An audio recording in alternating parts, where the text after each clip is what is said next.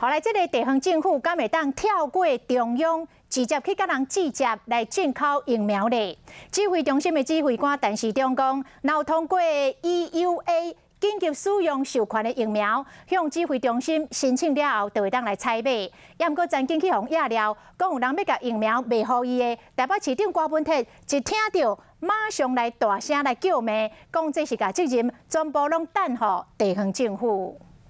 我一特别说啊，你去找中央去处理，我们也不会马上就把它reject 掉。台北市长郭文铁的医疗人马总算会当用上场，因为国民党立委陈玉珍喺金门乡亲请示，讲家己疫苗家己买，自己去外面买，我们可能就买得到辉瑞，可能就买得到莫德纳，所以也是可以这样做，但程序后面跟你们进来程序是一样的。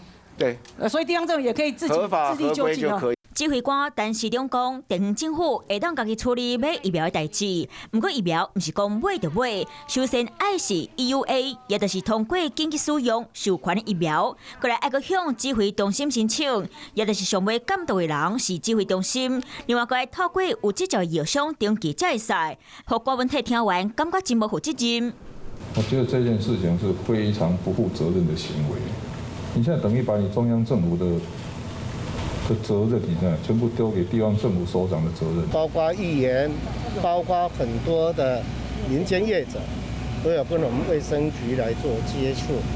这个部分我们要详细评估。其实陈时中部长可能更要带领着大家到底往哪一个方向走，不是在这个时候那才跳出来说要叫地方政府来负责。